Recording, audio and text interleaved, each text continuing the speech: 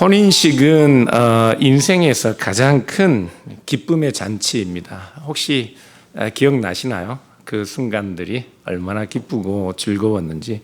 단순히 결혼 당사자들만의 행사가 아니고 그것은 온 집안의 경사이죠.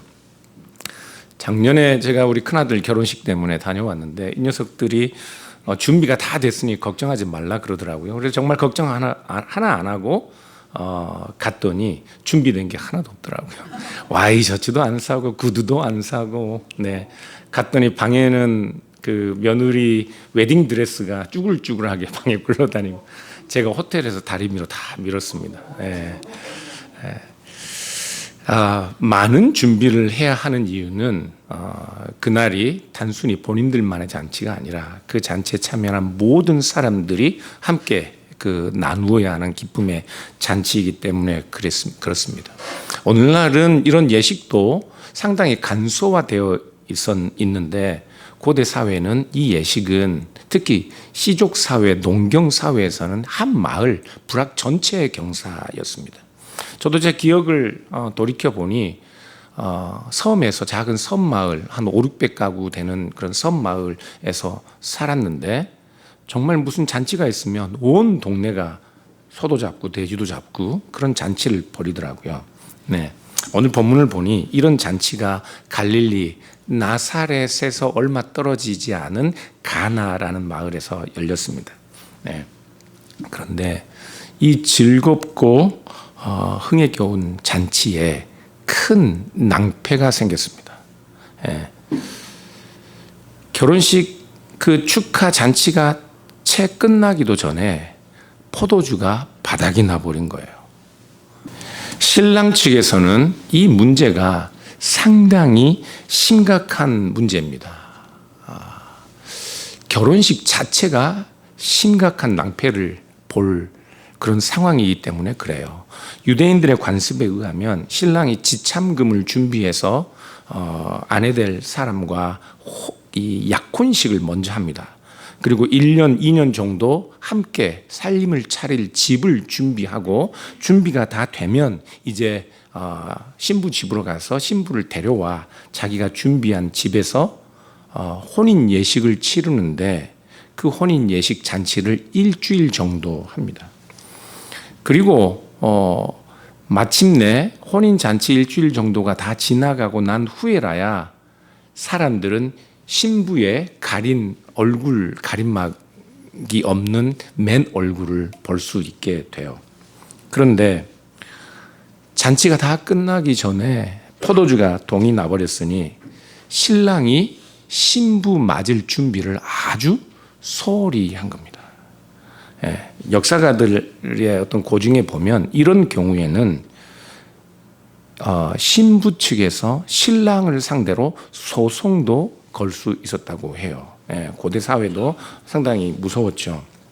자칫 신랑은 결혼 축하연을 다 마치지 못하고 신부의 맨 얼굴도 사람들이 보지 못할 수 있는 그런 심각한 낭패가 지금 일어나고 있는 겁니다.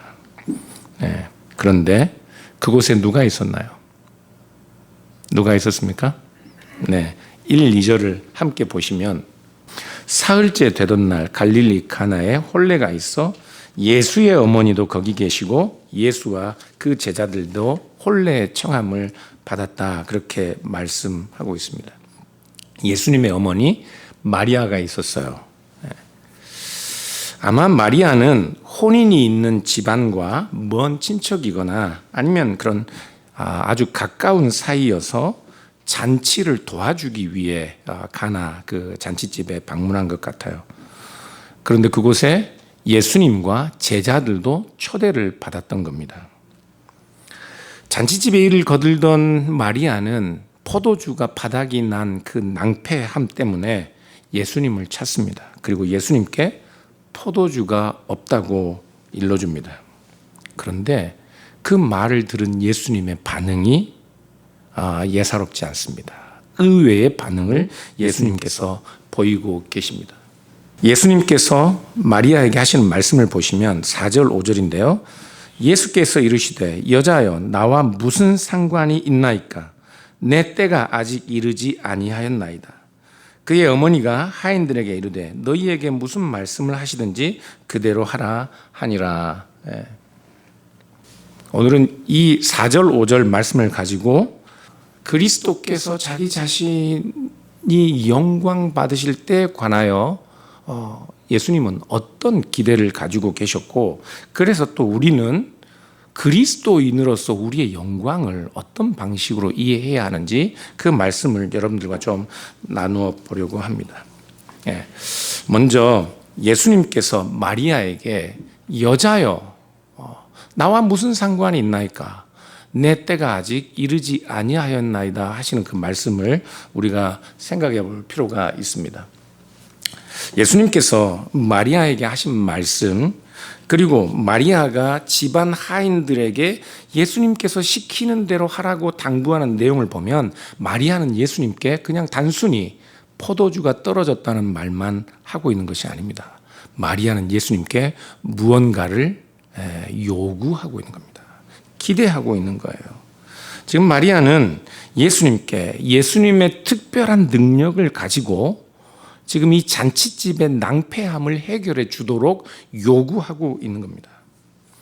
그런데 마리아가 예수님께 어떻게 지금 포도주가 동이 났는데 이 문제를 특별한 능력으로 해결해 달라고 요구할 수 있을까요?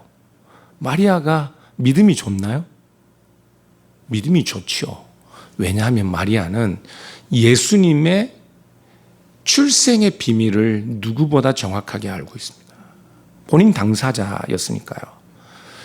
마리아는 천사가 자기 자신에게 이 예수가 이스라엘 자기 백성을 죄에서 구원할, 자기 백성을 구원할 메시아 구원자라는 천사의 수태 고지를 받았던 사람입니다. 그리고 예수의 키가 자라면서 예수의 지혜와 예수님의 특별한 능력들이 예수님에게 있는 것을 마리아는 직접 보았어요. 마리아는 아마도 천사가 일러준 대로 자기 백성을 구원할 예수의 어떤 그런 특별한 사역, 그 때를 기다리고 있었을 것입니다. 그런데 드디어 예수님이 움직이기 시작했습니다. 며칠 전에 공적으로 예수님께서 자기 자신을 세상에 드러내는 일을 시작하신 거예요. 그 당시 유대에서 가장 지명도 있던 세례 요한, 선지자 세례 요한에게 이분이 하나님의 어린 양이라는 공적 증언을 얻으시고 세례 요한에게 세례를 받으셨습니다. 그리고 세례 요한을 따르던 제자들도 예수님을 따라와 예수님의 제자들이 되고, 예수님은 지금 그 제자들과 함께 이 잔치집에 랍비처럼 이제는 이 세상에 자기 자신을 드러내실 위대한 메시아처럼 마리아의 눈에는 그렇게 잔치집에 와 앉아 있는 것이죠. 마리아가 얼마나 흥분했겠습니까? 이제 마리아는 예수님의 때, 자기가 30여 년 예수님을 향하여 기다리던 예수님의 때가 왔다고 그렇게 생각했을 것입니다. 그래서 지금 이곳에 있는 이 낭패, 잔치집, 혼인식집에 동이 난 포도주를 예수님이 그 특별한 능력으로 문제를 해결함으로써 예수님이 다시 한번 자신의 특별한 능력으로 사람들 앞에 영광을 얻기를 기대하고 있었던 것이죠. 이런 기대, 마리아의 기대는 마리아에게만 있는 것이 아닙니다. 예수님의 사역 중에 예수님의 형제들이 예수님에게 갔던 그런 기대도 우리가 성경에서 볼 수 있는데, 요한복음 7장 1절부터 4절까지 보시면 같이 한번 읽어볼까요? 그 후에 예수께서 갈릴리에서 다니시고 유대에서 다니려 아니하심은 유대인들이 죽이려 함이라. 유대인의 명절인 초막절이 가까운지라. 그 형제들이 예수께 이르되 당신이 행하는 일을 제자들로 보게 여기를 떠나 유대로 가소서. 스스로 나타나기를 구하면서 묻혀서 일하는 사람이 없나니 이 일을 행하려 하거든 자신을 세상에 나타내소서 하니. 예수님께서 분명히 하나님의 크신 일을 하시는 것 같은데 오히려 유대 땅의 많은 사람들 앞에 자신의 영광을 드러내는 것이 아니라 작은 갈릴리 동네만 다니는 걸 보는 그의 형제들이 예수님을 답답해하며 세상에 자신의 영광을 드러내도록 예수님을 종용하고 있는 내용입니다. 당신이 내가 이스라엘의 구원자 메시아로 일하려거든 사람들 앞에서 내 능력을 발휘하여 당신의 위엄과 능력을 사람들 앞에 증명함으로써 그 일을 해야 할 것이 아니냐. 빨리 유대로 가서 당신의 능력을 사람들 앞에 증명해 보아라. 마리아도 지금 이 성급한 마음으로 예수님께 와서 포도주가 동이 났다 그렇게 말씀하고 있는 겁니다. 그래서 예수님께서는 여자여 마리아에게 나와 무슨 상관이 있나이까? 내 때가 아직 이르지 아니하였나이다 말씀하는 겁니다. 여자여 나와 무슨 상관이 있나이까? 말씀 무슨 말씀인가요? 여자여 당신이 나와 무슨 상관이 있습니까? 이러면 얼마나 무례한 표현인가요? 그렇죠? 그런 표현은 아니에요. 그러나 그럼에도 불구하고 예수님은 지금 마리아에게 일정한 거리를 두시고 어느 정도 마리아를 책망하는 듯한 말씀을 하고 계신 겁니다. 마태복음 8장 29절에 보시면 28절 이하를 보시면 예수님께서 갈릴리 건너편 가다라 지방을 가시는데 그곳에서 귀신 들린 사람 둘을 만나요. 그들이 예수님께 이렇게 소리쳐요. 이에 그들이 소리질러 이르되 하나님의 아들이여 우리가 당신과 무슨 상관이 있나이까? 우리가 당신과 무슨 상관이 있나이까? 예수님은 지금 이 말씀을 마리아에게 하고 있는 겁니다.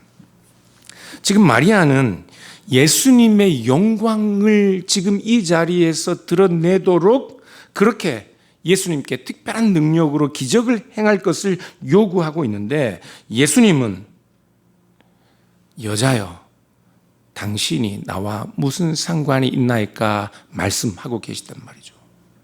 이 말은 예수님께서 지금 마리아에게 당신이 나에게 기대하는 것과 내가 가야 하는 길은 아무런 관계가 없습니다 하는 말입니다.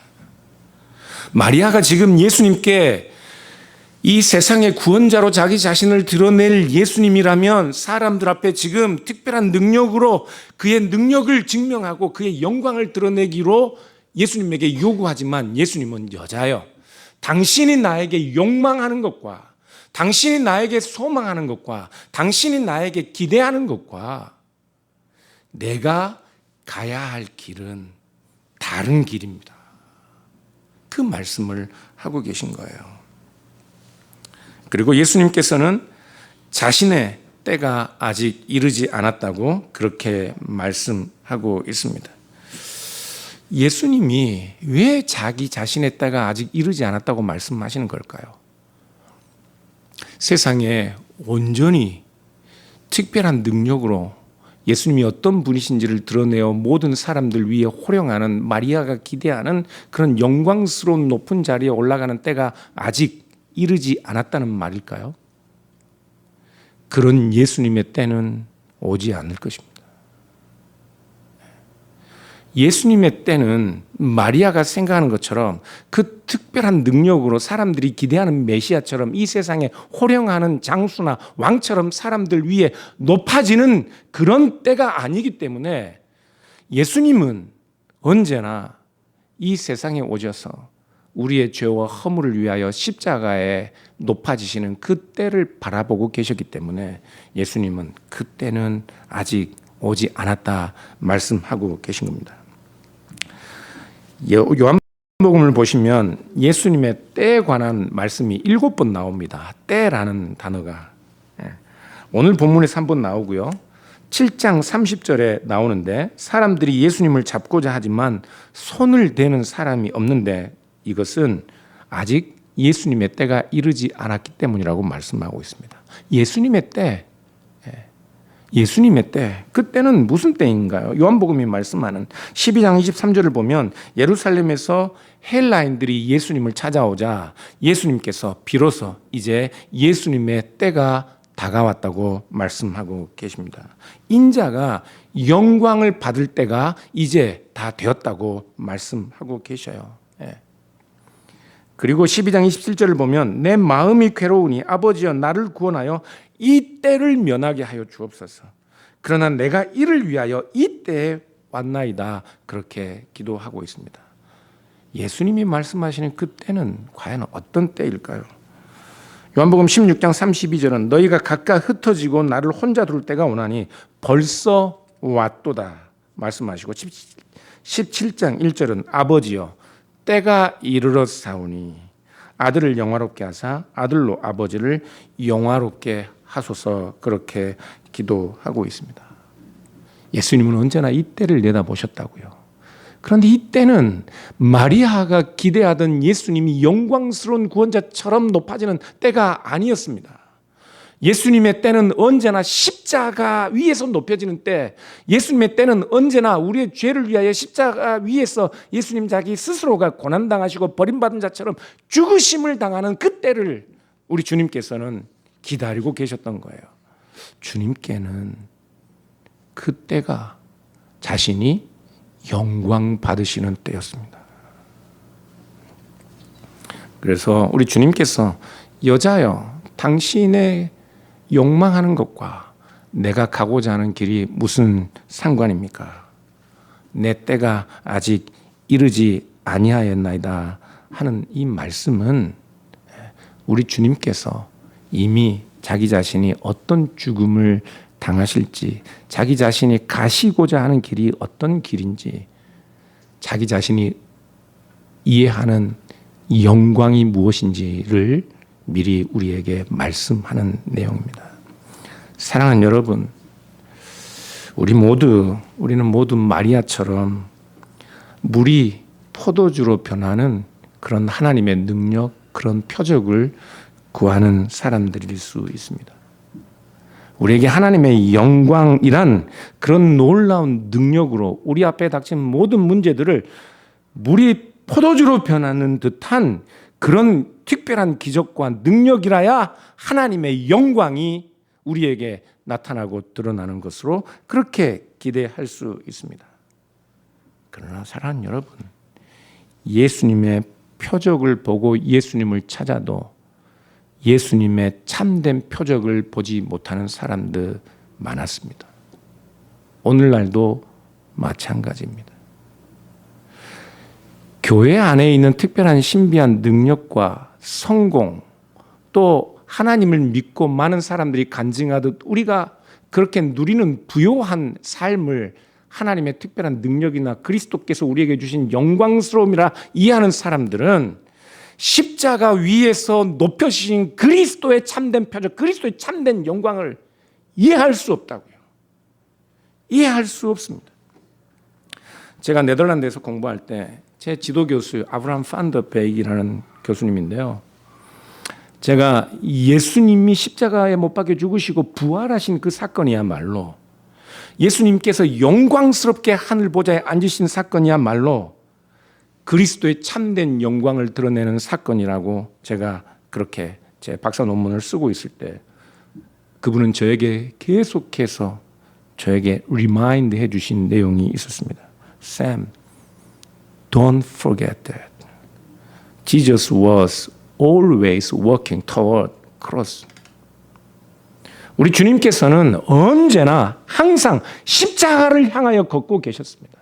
우리 주님께서는 그곳이야말로 우리 주님께서 참된 영광을 드러내는 자리고 유일한 자신의 영광의 길이라는 사실을 잊지 않고 계셨다고요. 그리고 finally he was lifted at the cross. 주님께서는 십자가 위에서 높여지셨습니다. 그래서 제가 논문을 쓸 때 부활하신 예수 그리스도, 하늘 보좌에 앉으신 그리스도의 그 영광스러움도 십자가에 못 박혀 그 채찍에 맞으시고 상처난 육신, 그리고 십자가에 못 박힌 그 상은 내 영광스러운 육체의 영광, 부활과 승천에 있었어도 그리스도의 육체성이야말로 가장 중요한 주제라고 저는 글을 써야 했다고요.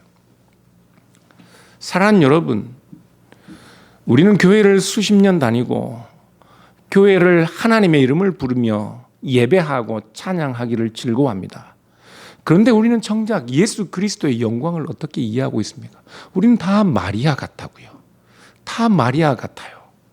우리의 욕망을 그리스도에게 투영하여 우리의 욕망이 성취되는 곳에 그리스도의 영광, 하나님의 영광이 있는 것으로 기대한다고요. 그러나 정작 하나님은 이 땅에 오셔서 하나님의 아들이신 그리스도는 십자가 위에서 처참한 저주받은 죽음을 당하시며 그 자리에서 비로소 그리스도의 영광이 무엇인지를 우리에게 드러내셨던 겁니다. 그래서 우리가 그리스도의 영광을 알려면 그 요한복음이 우리에게 설명하는 그리스도의 영광은 상처받고 고통당하며 버림받아 슬픔과 외로움에 울부짖고 있는 사람들 가운데 낮아지신 그리스도의 영광이라야 우리가 요한복음이 우리에게 말씀하는 그리스도의 영광을 알 수 있는 겁니다. 왜 그것이 진짜 하나님의 영광일까요? 왜 여러분 그리스도, 육체로 오신 그리스도, 그 높은 보좌를 버리시고 인간의 살덩어리가 되어 오신 그리스도, 짐승의 구유에 자기 몸을 누인 어린 아기처럼 오신 그리스도, 마침내는 십자가 위에 저주받은 죽음을 당하신 그 그리스도, 그 낮아지신 그리스도가 진짜 하나님의 영광스러움을 드러내는 것일까요? 왜요? 왜 하나님이 낮아지셔야 그분의 영광이 드러나는 겁니까? 우리는 높아져야 영광이라고 생각하잖아요. 영광스러운 것은 그런 것으로 우리는 기대하고 있습니다. 그러나 우리가 믿는 하나님이 참 하나님이시고 그분이 참 사랑이시기 때문에 예수 그리스도도 참 하나님의 아들이시기 때문에 죄 가운데 있는 우리를 위하여, 비참 가운데 있는 우리를 위하여 친히 자기 자신을 비우시고 낮아지시고 저주받은 죽음을 당하실 때 그분의 존재, 그분의 하나님 되심, 그분의 사랑, 본성이신 사랑이 우리에게 비로소 온전히 드러나는 겁니다. 그런 하나님의 하나님 되심, 이런 하나님의 영광은 결코 어떤 종교에서도, 어떤 철학과 신화에서도, 어떤 도덕에서도 기대할 수 없는 것입니다. 우리는 다 마리아처럼 하나님의 영광, 그리스도의 영광도 성공자들의 트로피 같은 것으로 기대한다고요.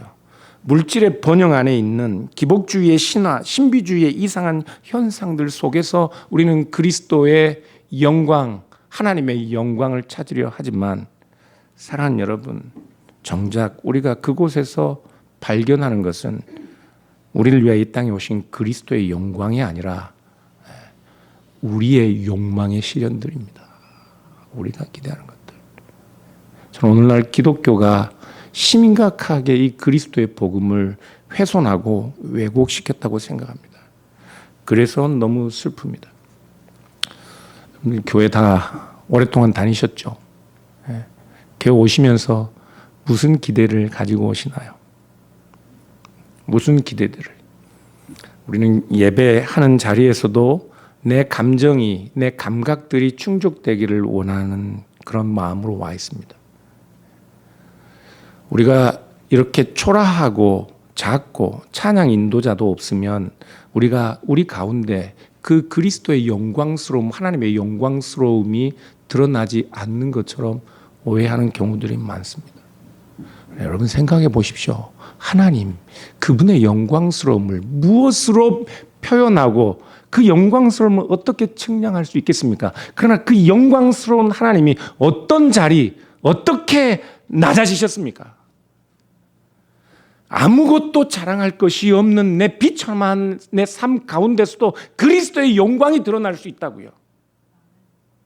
실패한 것처럼 보이는 내 삶의 자리에서도 다른 사람들 앞에 드러낼 것이 하나 없는 불쌍하기 그지없는 내 인생 잔치 벌일 만한 아무런 기쁜 일들이 없는 그런 비참한 인생 같아도, 아니 내가 벌이는 잔치에는 금방 포도가 다 동이 나버린 것처럼 그렇게 기쁨을 온전히 누릴 수 없는 것 같은 우리 인생들이라도 그곳에 친히 낮아져 오신 그리스도의 영광이 있다면,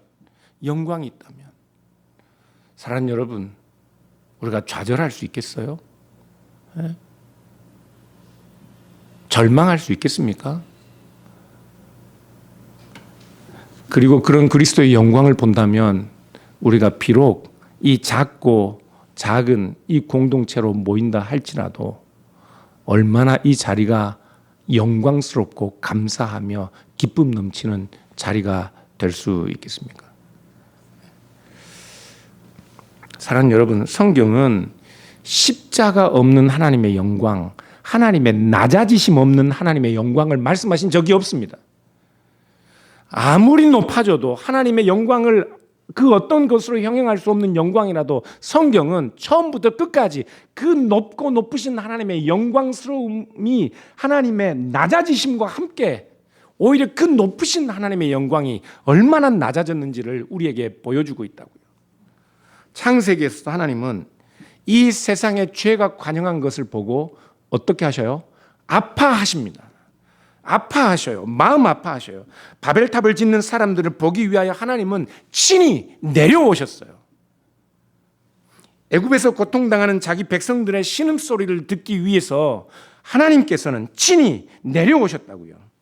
출애굽기 3장 7절에 여호와께서 이르시되 내가 애굽에 있는 내 백성의 고통을 분명히 보고 그들이 그들의 감독자로 말미암아 부르짖음을 듣고 그 근심을 알고 내가 내려가서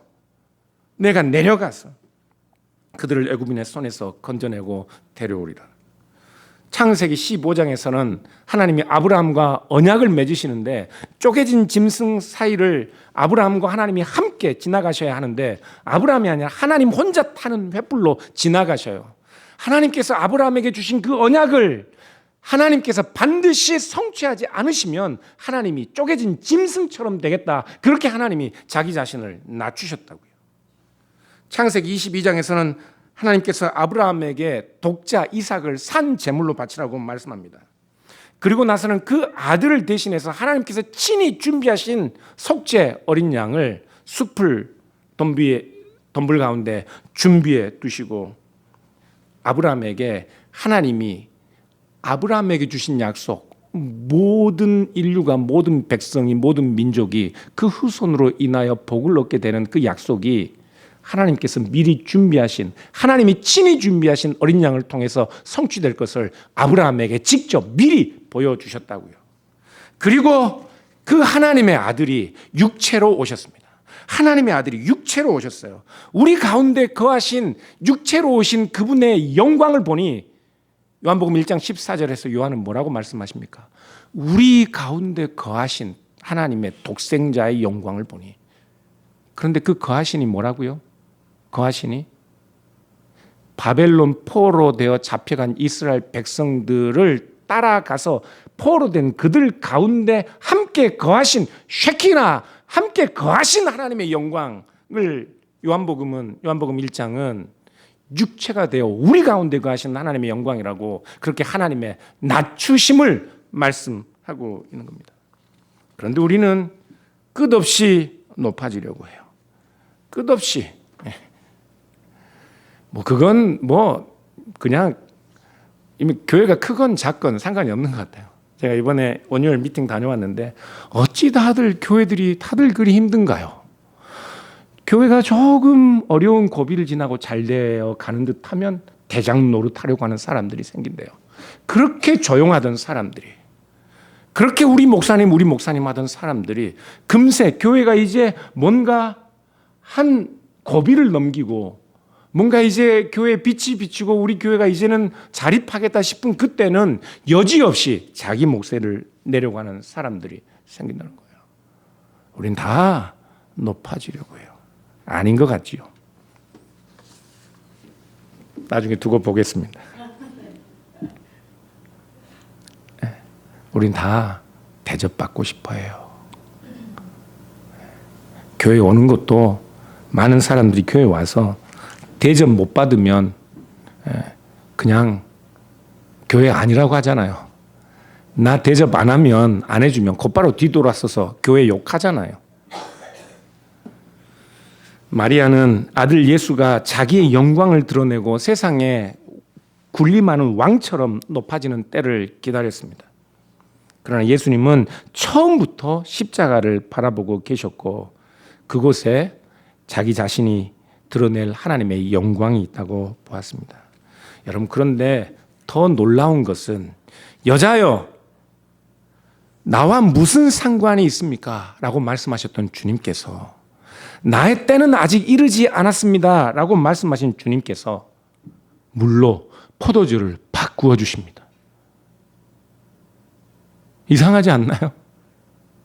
우리 주님께서 왜 물로 포도주를 지금 바꾸고 계시죠? 자기의 영광을 드러내기 위해서요? 아니, 우리 주님은 그런 영광 받는 때는 기대하지 않으셨어요. 우리 주님께서는 그렇게 자기 능력으로 자기의 영광을 증명하실 필요가 없습니다. 우리 주님께서는 잘 아셔요. 그렇게 표적을 보이고 그렇게 기적을 보여주면 사람들이 예수님을 따르는 것이 아니라 그 표적을 따르는 것뿐이라는 사실을 우리 주님께서는 잘 아셔요. 그런데 왜 주님께서 물을 포도주로 바꾸어 주시나요? 왜죠? 자기의 영광을 드러내시기 위해서 아닙니다. 표적을 만드시기 위해서가 아니에요. 지금 예수님께서 하시는 이 일이 첫 번째 표적이라고 말하는 것은 요한복음을 기록한 요한 사도의 해석이지, 예수님은 이것을 자기의 표적으로 만드시려는 의도, 그런 목적으로 물을 포도주로 바꾸어 주시는 것이 아니에요. 주님은 그냥 이 기쁨의 잔치에 포도주가 동이 나왔기 때문에 이 기쁨이 슬픔과 절망으로 되는 것을 막기 위하여 주님은 그냥 주님이 그곳에 계셨기 때문에 동이 난 항아리 바닥에 물을 채운 후에 그 물을 포도주로 바꾸어 주시는 겁니다. 여러분, 그것이 주님의 영광이에요. 자기 자신을 드러내기 위해서가 아니라 그곳에 주님의 도움이 필요하기 때문에, 그곳에 좌절이 있고 절망이 있고 슬픔이 있고 기쁨이 탄식이 되는 그 자리에 주님께서는 자기 자신의 영광을 드러내기 위함이 아니라 그 자리가 안타깝고 슬픔과 절망 가운데 있는 사람들에게 기쁨을 주셔야 하는 것이 자기 자신의 기쁨이기 때문에 주님은 여자여 나와 무슨 상관이 있나이까, 내 때가 아직 이르지 아니하였습니다 하셨지만 물을 포도주로 바꾸어 주신 것이라고요. 얼마 전에 제가 암 때문에 고통당하는 10살 남짓한 어린 아이의 인터뷰 영상을 보았습니다. 사회자가 그 아이에게 물었어요. 하나님을 믿냐고. 그는 하나님을 믿는다고 대답했습니다. 그런데 사회자가 물었어요. 내가 믿는 하나님이 왜 너에게 암을 허락하셨을까? 내가 하나님을 믿는데 그 하나님은 왜 너에게 암을 허락하셨을까? Because he chose me. 어린 아이가 그렇게 대답하는 것을 보았습니다. 하나님이 나를 선택하셨기 때문에. 그게 무슨 말일까? 하나님이 왜 너를 선택하셨다고 생각하니? 하나님이 왜 내가 암을 얻도록 너를 선택했다고 생각하니? 그는 자기 암이 고통스럽고 견디기 힘들 정도로 아프지만, 그러나 이 고통과 이 아픔이 자기 브라더, 자기 시스터가 아닌 자기 자신이 이 고통을 당하도록 선택되었기 때문에 감사하다고 이야기하더라고요. 내 형제의 고통을 알기 때문에, 내 자매의 고통을 알기 때문에, 이 지체의 필요를 알기 때문에, 내 도움이 필요하기 때문에, 내 위로가 필요하기 때문에, 다른 이유가 없는 거예요. 내가 필요하기 때문에 나를 주는 거예요. 그것이 하나님의 영광, 그리스도의 영광이었듯이 그 그리스도를 믿는 우리의 영광도 나를 주는 겁니다. 내가 필요한 사람에게 나를 주는 거예요. 내 봉사, 내 섬김이 필요한 사람에게 내 섬김과 봉사를 주는 거예요. 내 도움이 필요한 사람에게 내 도움을 주는 거예요. 내 희생을 주는 거예요.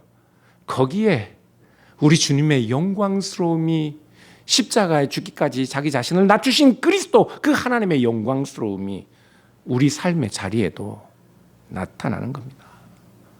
그런데 우리는 받고 싶잖아요. 대접받고 싶잖아요.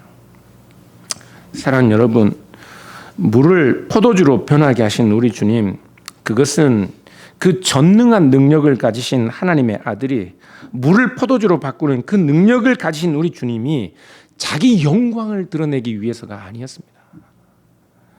우리는 우리가 가진 작은 능력이라도 그 능력만 있으면 사람들 앞에 자기 자신을 증명하려 하는 그 무한한 수고를 아끼지 않는데, 그러나 사랑하는 여러분, 우리 주님의 그 영광이, 그리스도의 낮아지신 영광이, 육체로 오신 그리스도의 영광이, 여러분이 믿는 인간이 되어 오신 그 하나님, 독생하신 하나님의 아들 그리스도의 영광이 여러분의 삶 속에서도 나타나기를 원하신다면 여러분 자신들을 다른 사람이 필요한 그 자리에 세우십시오.